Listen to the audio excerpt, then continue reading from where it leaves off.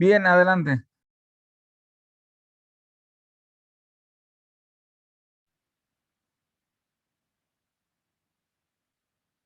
Hola, hola. Si las dudas o si van a hacer todas las preguntas. No, nomás una tú y luego otra, Carlitos, y así nos vamos, ¿no? Ah, Pero si tienes dudas, por supuesto, claro. Cualquier duda que tengas, aquí estoy para servir.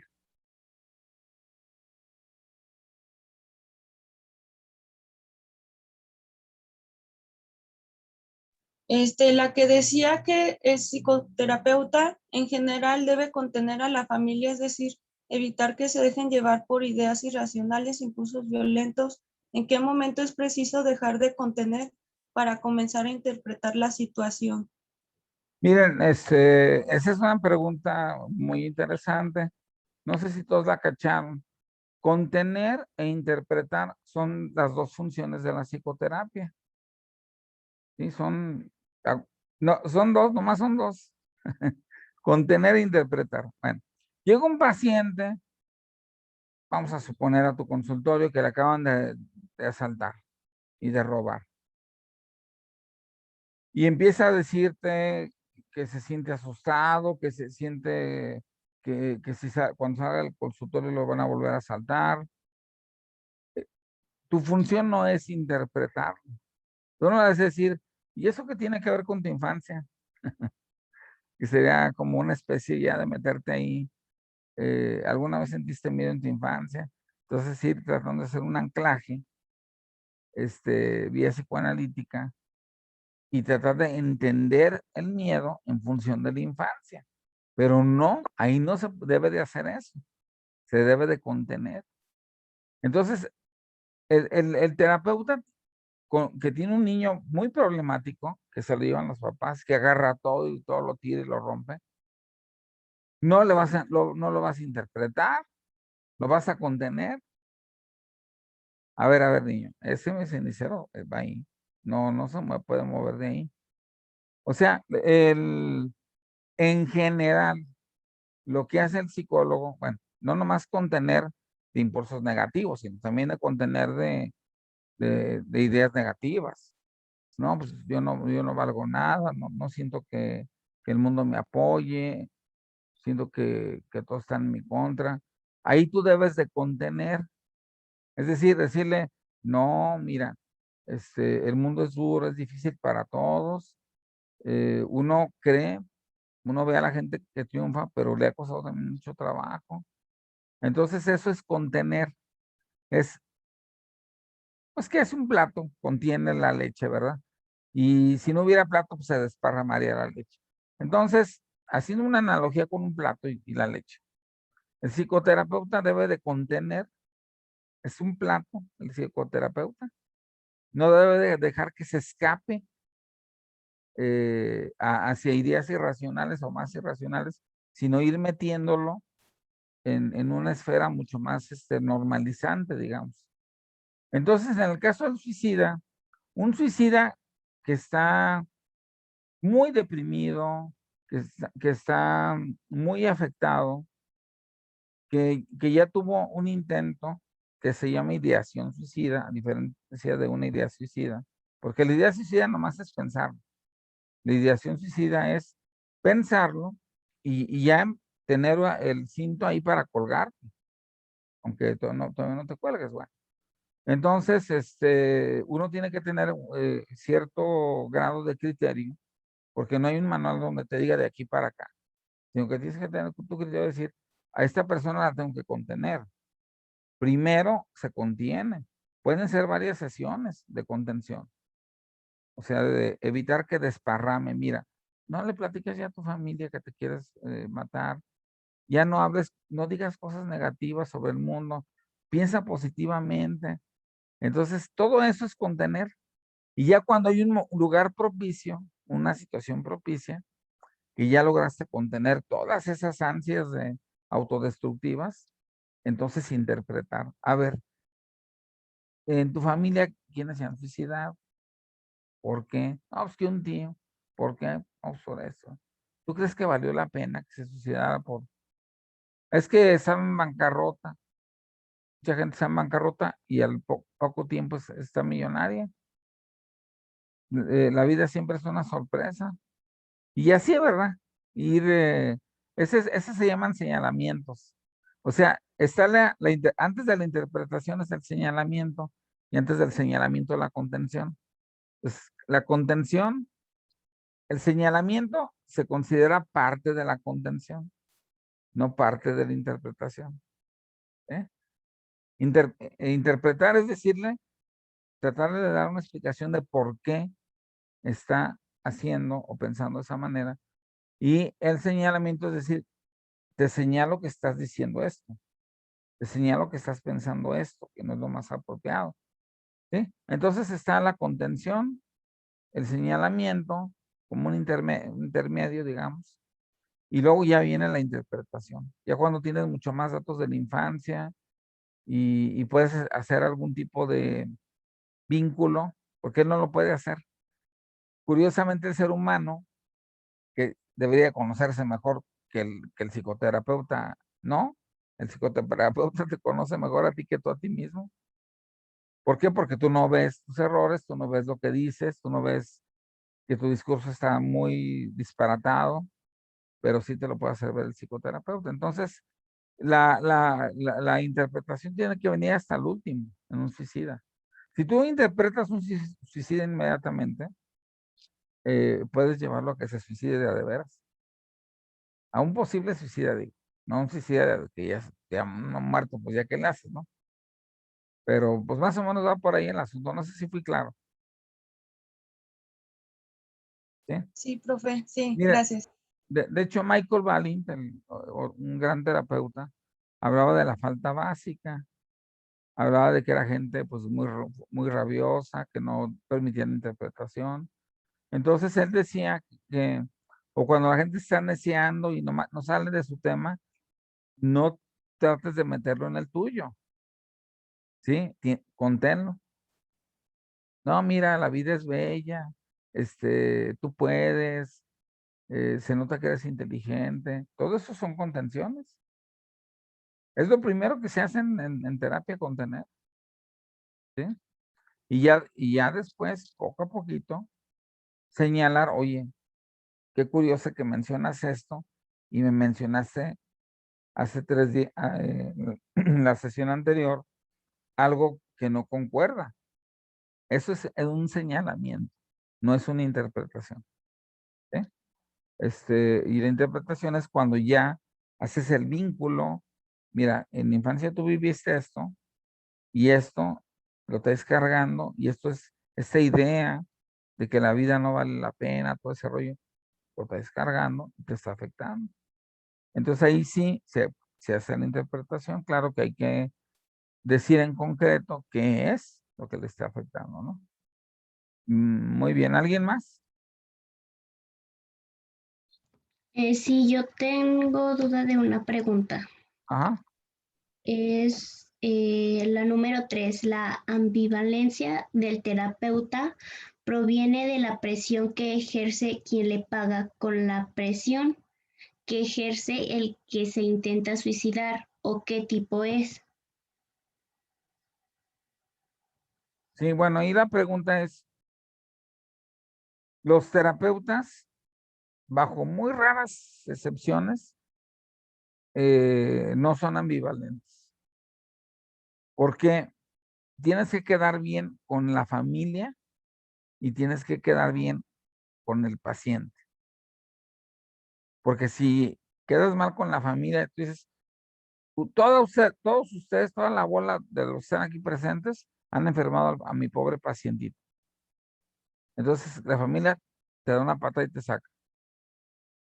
Y luego, tú le dices al paciente, ¿sabes qué? Tú eres el culpable de tu situación porque no tienes los suficientes pantalones para afrontar el mundo. Tu familia no tiene nada que ver, te da una patada al paciente y te saca. Entonces, por eso ahí está la ambivalencia. Por eso les decía yo, ¿sí? Esto ocurrió en la época de Freud. Y de hecho hay una parte, digamos, negra, una como leyenda negra de Freud, de que hubo casos de niños que fueron abusados por adultos y la interpretación de Freud era de que el niño fantaseaba y tenía sexualidad y fantaseaba con tener sexo con la mamá y así, ¿no? O con el tío.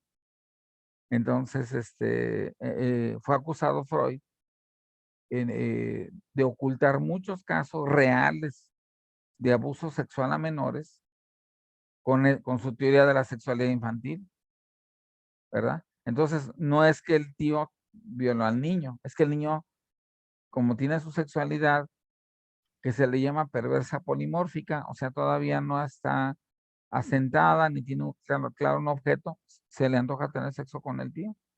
Y hablaban inclusive en ese entonces los niños jugaban al caballito, se trepaban en la rodilla del adulto y el adulto movía la rodilla de manera rítmica, como si fuera un acto sexual, y golpeaba los genitales del niño o de la niña.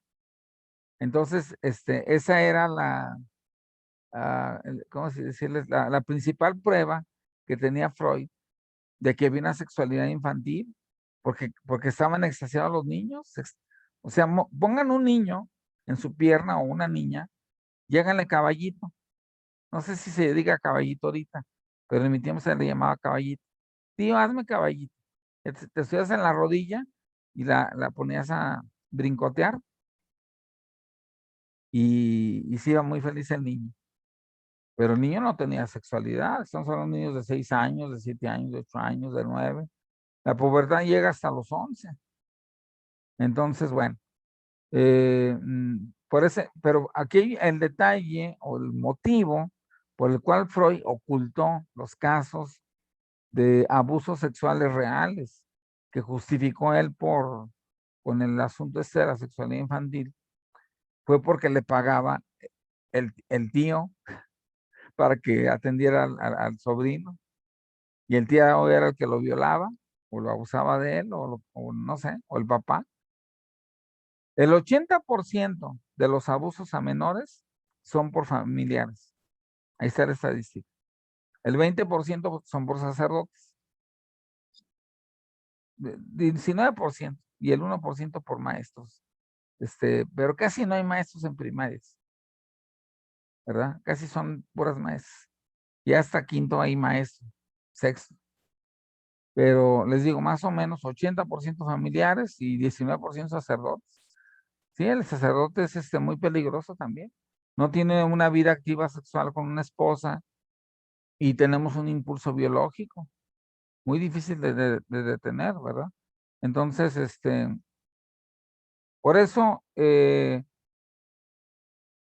un terapeuta ético tiene que decirle al que le paga por atenderle, dice, yo voy a actuar de manera ética. Lo que usted me pague no significa que tengo un compromiso con usted de seguirle la corriente de lo que usted cree del problema del niño. Yo voy a ser totalmente autónomo. Cuando, por cierto, hay mucho trabajo, pero mucho trabajo para psicólogos en el cerezo, en los juicios orales, en las demandas de familia. ¿Por qué? Porque casi siempre llevan a un psicólogo como testigo de un abuso.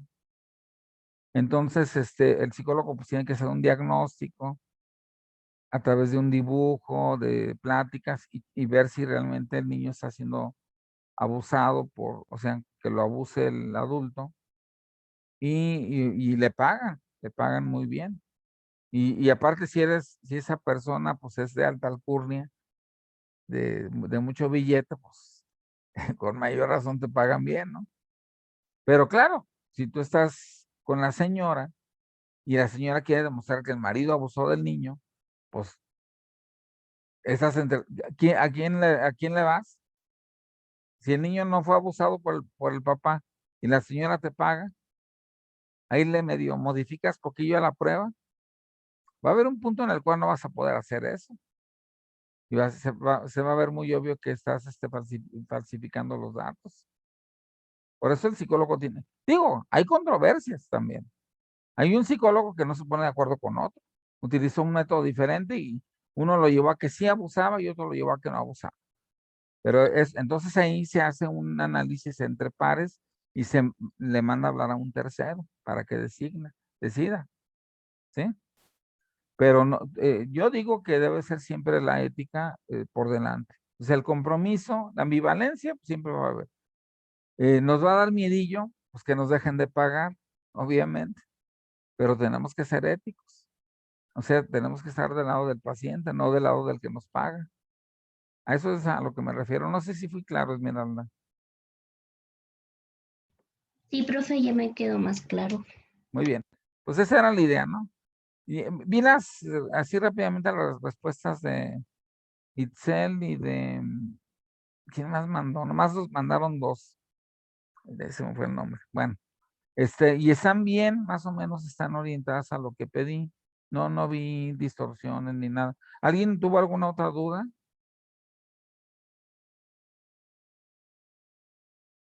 ¿No? A ver, entonces pasamos a la primera, ¿no? Nos eche la mano, Chema.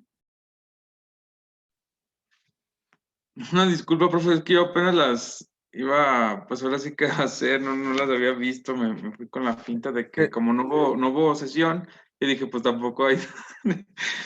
Ahí están, mira, se cierra a las 11 o a las 10, Sí, creo que se cierra. sí tengo, Para que ahorita me pongo en friega. sí, bueno, no hay bronca, no hay problema. A ver, Itzel, nos echan la mano con la primera. Dice, ¿cuáles son las principales fantasías del suicida? Le puse que todo lo que le provoque que va a morir, como por ejemplo que sea un accidente, incluso llegan a pensar que pueden tener el accidente y después va a llegar alguien a salvarlos, pero a raíz de esto que ya se dio como que el mensaje de que pues se quiso suicidar la persona Sí. y pues ya. Bueno, es muy alto el índice de suicidios en jóvenes, muy alto. La gente que está casada, que tiene una familia, que tiene hijos que mantener, que tiene una mamá que mantener, apoyar, que está viejita, ese tipo de gente casi nunca se suicida. ¿Saben por qué? Y eso lo investigó el gran Víctor Frank, porque eso le da un sentido a su vida. O sea, la gente que no tiene sentido de vida es la que se quiere suicidar. Cuando tú no le encuentras un sentido a tu vida, eh, dependen mis hijos de mí, mi mamá depende de mí, mi esposa, no sé, estoy apoyando, le estoy pagando la mitad de la carrera a algún sobrino, no me puedo morir. Ya después de que saque adelante toda la familia, me podré morir, pero ahorita no me puedo morir. Fíjense, y esta situación ocurre con mujeres que están en casos terminales. Por ejemplo, mi prima, es un caso bien interesante. Ella tenía como 18 tumores cancerosos en el estómago. Uno de ellos del tamaño de un pollo y otro del tamaño de una manzana. Pero no quiso afligir a su hija hasta como si nada, como si no tuviera nada, se fue a la boda. Y cuando dicen que ya se van los novios de luna de miel, y se sube al carruaje que los va a llevar al aeropuerto, en cuanto ve ella que se sale la hija, en ese momento se desmaya y la llevan al hospital y le encuentran los tumores. Fíjense la fuerza que tiene una persona para aguantar un dolor tan grande, porque el cáncer es muy doloroso, por un fin, que en este caso es que no preocupar a la hija, no arruinarle la boda. Se me hace a mí increíble ese ejemplo, ¿no? Entonces, la gente no se suicida porque tenga mucho dolor, sino porque le falta sentido, ¿sí? Porque no tiene algo que hacer. Miren, se ha encontrado que mucha gente que se suicida porque no distingue estratos sociales. Los ricos que no tienen nada que hacer, que ya tienen todo, que les sirven en la cama, el desayuno, que esos son los primeritos en suicidarse. Le pierden sentido a la vida, ¿sí? Bueno, ese es un dato que a mí me parece interesante, ¿verdad? ¿Por qué no hacer a lo mejor algo con su vida más productivo, qué sé yo? Bueno, pudiera ser. Pero bueno, el sentido de vida o el sentido de obligación, de obligatoriedad, es un escudo contra el suicidio, ¿sí? Y contra, pero sin embargo, estamos hablando a nivel individual, ¿verdad? Pero a nivel familiar también hay familias que producen personas suicidas, que es lo que hablan los sistémicos. Hay una lucha muy interesante entre los que creen que es el pasado, entre los que creen que es el presente, la familia, y entre los que creen que es la persona que empezó a perder el rumbo, ¿no? Hay como que esas tres grandes tendencias en el suicidio. Obviamente que la segunda, que es la familiar, la que dice que es la familia, es la más fuerte, porque obviamente el psicólogo ahí se explaya. Fíjense, yo hice una sesión con 12 miembros de la familia para ver por qué motivo una niña de primero de secundaria todo el día estaba llorando. Entonces, el papá no fue a la junta. Entonces, las ausencias se marcan. Luego se los explico todo esto, que es la terapia estructural. Se hace un familiograma, se van haciendo dibujitos, pero obviamente que no entienda la familia, por si alguien los ve, son como claves, pero luego se las explico, ahorita no hay tiempo. Cuando veamos la terapia estructural, así se llama, vayan descargando el libro, terapia estructural. Bueno, esta niña le dijo, bueno, ¿y el papá por qué no vino? No, pues es que está muy ocupado. ¿A qué se dedica? Pues es herrero. Pero no le interesa a su hija. Bueno, no va a venir una hora. Y total que hasta el primo lo hice que me prometiera que fuera el papá a la siguiente sesión. Pues fueron, ya ese día no fue el primo, pero sí fue el papá a la siguiente sesión. Entonces, la niña, cada quien opina qué tiene mala niña. Entonces, unos dicen, es que es hipersensible. Y otros dicen, no, lo que pasa es que el papá es muy duro con ella. Entonces, fíjense, de ser hipersensible a ser muy duro con ella, o sea, es muy diferente. Que si me rozas tantito, yo digo, ay, ¿por qué me rozaste? A que llegues y me des un trancazo en el hombro y yo me queje, pues obviamente, pues es muy diferente. Entonces, a ver, me interesa ese punto ¿tú por qué crees que es? No, pues es que se la pasa regañándola de que no va a salir adelante en la escuela, que, que así como le fue en primaria de mal, que le va a ir igual de mal en secundaria y ella tiene mucho miedo de fallarle a su papá. Entonces dije, ya, encontré al culpable. Entonces le digo al señor, oiga, señor, pues ¿qué cree usted? No lo regañé. Le dije, ¿qué cree usted que se debe de hacer con su hija? Porque no sé, yo creo que es muy molesto para un maestro que la niña esté llore y llore y llore en todas las clases, porque eso pues, no es normal. No, pues lo que voy a hacer es ser menos estricto con ella. Salió de él, fíjense. Pero yo se lo pregunté, que ¿cómo le hacemos para que se resuelva ese problema? Porque los maestros ya están hasta la coronilla de que se la pase llorando, interrumpiendo las clases. Entonces el papá aceptó su culpa de manera sistémica y en ese momento, ¿y qué creen? Nunca más volvió a llorar la niña, cuando menos. Yo nomás trabajé un año en esa escuela, fue una primaria. Yo era el psicólogo de ahí, de esa primaria. Y era de primero de primaria. Y tuve muchos casos, pues, pero me llamó la atención cómo cuando juntas a toda la familia, alguien le atina al problema y inmediatamente se corrige. No sé si, espero les sirva esta experiencia mía. Estas son terapias que se les llaman familiares. Vamos a ver más adelante terapia de grupo. Si quieren vemos grupos de encuentro, pero eso es más de desarrollo humano. Si quieren los vemos, bueno, y los creo Carl Rogers. Terapia de pareja, ¿Por qué se divorcia la gente? ¿Y qué hacer cuando? Miren, me decía Gina Lira, que es mi maestra, fue y amiga mía, yo fui su maestro, este, que, que es como ir al tenis, cuando vas a a terapia de pareja y tú eres el terapeuta, te haces así, le haces así, le haces así, le haces así. O sea, un miembro de la pareja le avienta la bolita al otro, luego el otro se la avienta, y luego el otro se la... Y no te dejan hablar, o sea, no puedes intervenir. No, pues, espérate, deja que me conteste lo que le dije. A ver. Ustedes vinieron a terapia conmigo. Ustedes tienen, ya los escuché y estoy empezando a observar algunas conductas. Por ejemplo, usted no espera a que termine el marido de hablar. Y usted tampoco espera que termine de hablar la esposa.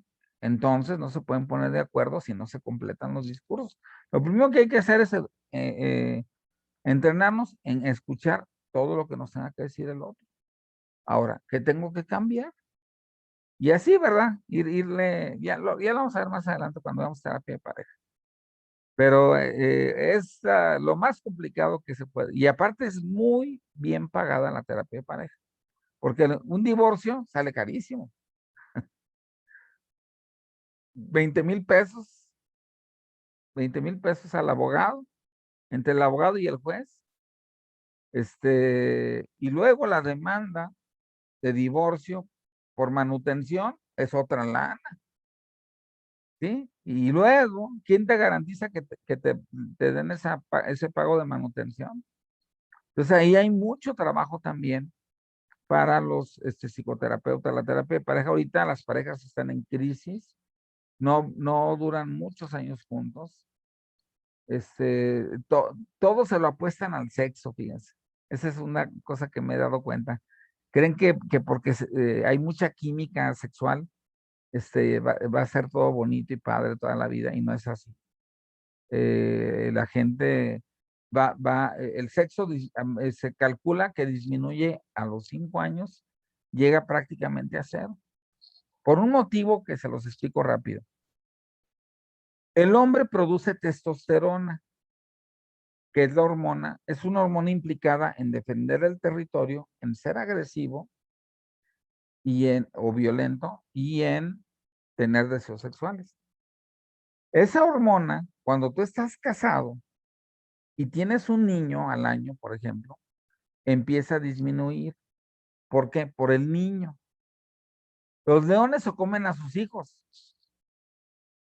¿Sí? Un león que tiene 3 cachorritos, se vale al león y los esconde, si no se los come el león.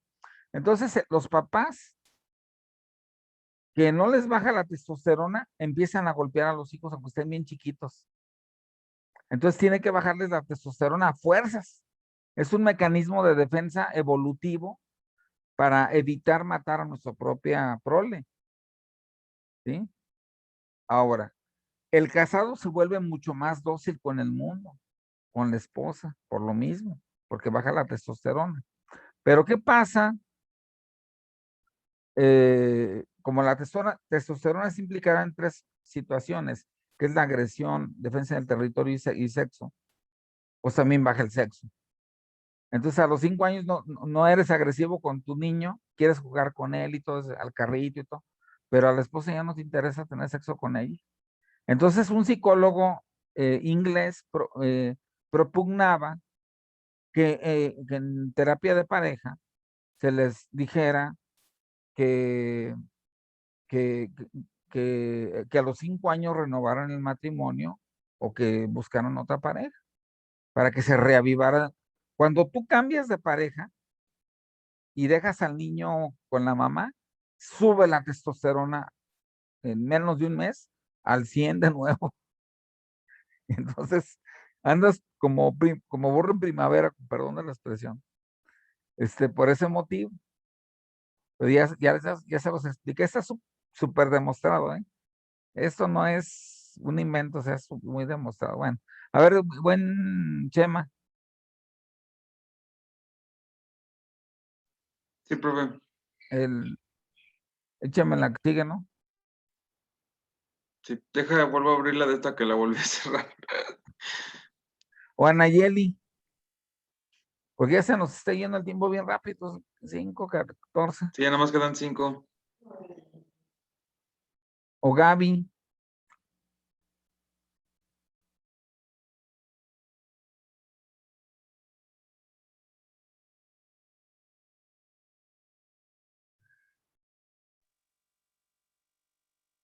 No, Si quiere la leo, profe. adelante. Dice, ¿cuál es el rol del terapeuta? Preguntar por qué, explicarle que la fantasía no sirve si ya murió o qué alternativa. Me puse, Sí, primero debe darle una... no sí, sé. no, sí, está bien, sí, te escucho. Dice, primero debe darle una contención de emociones, establecer una buena relación con el suicida, también con los familiares, para darle al paciente un entorno de seguridad sin buscar culpables, haciendo catarsis para que se liberen emociones reprimidas que le dan un sentido negativo a la vida del paciente como de la familia. Y al hacer esto será un ambiente que se irá elaborando para que se generen esperanzas en el usuario. Sí, eso es correcto. Miren, muchas veces la familia es lo que se le llaman familias suicidógenas o suicidogénicas, como le quieran, de las dos maneras está bien dicho, suicidogénicas o suicidógenas. Esas familias generan presión sobre un miembro por una excusa. Puede ser que vaya mal en la escuela, que, que se embarazó en la secundaria la señorita, pues se van toda la familia contra de ella.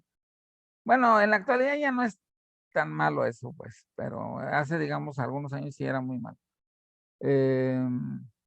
Que tenga algún defecto para hablar, que...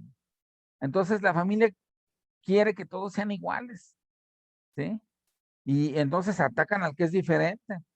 Pero aquí el detalle es que cuando la familia ataca al que es diferente, el diferente empieza a tener una serie de bajas en la autoestima muy fuerte, muy pronunciada, y ya cuando la autoestima está muy baja, entonces entra la depresión.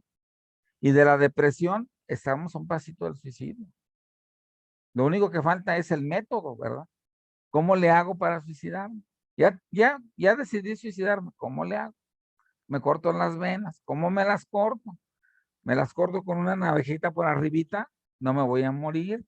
Si me quiero morir de veras, voy a usar un método efectivo. En este caso es, si investigas en internet, tienes que meterte una bañera, llenarla de agua, ¿sí? Porque el cuerpo humano tiene puros tubitos que son las arterias y tiene agua, que es la sangre, ¿no? Entonces, pones la bañera con agua tibia, no le estoy dando ideas, ¿eh? Te corta las venas, pero bien cortadas, y sacas la mano hacia afuera. Entonces el agua de la bañera, digo que no se vaya, va a sacarte toda la sangre hasta que te mueras, desangrado. No hay forma de que se detenga. No se taponea, ¿cómo se dice? No se coagula eh, la sangre cuando estás en una bañera, no. Es una cosa bien curiosa, no se taponea, porque está fluyendo, porque hay presión de fluido. Si no hubiera presión de fluido, se taponearía. Si la presionas, siempre que tengas una idea, presiónala y se taponea sola. Y si la dejas así, expuesta o hacia abajo, te empieza a chorrear la sangre.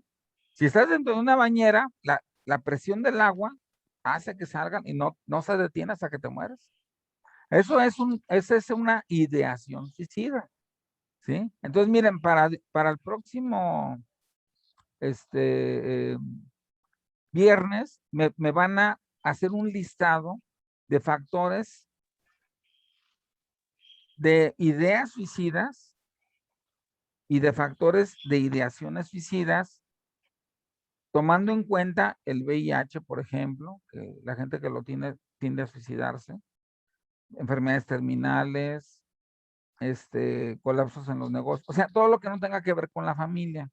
Entonces esa va a ser la tarea para de hoy en 8, hacer un listado de ideas y de ideaciones suicidas no vinculadas a familia, ¿sí? Y de cualquier manera ahorita les mando esas preguntas por aquí. Ya me voy porque ya nos va a sacar Zoom. Es el viernes la clase de 7 a 7:50. No hubo otro horario. Está a full time. No hubo otra forma de resolverlo, ¿eh?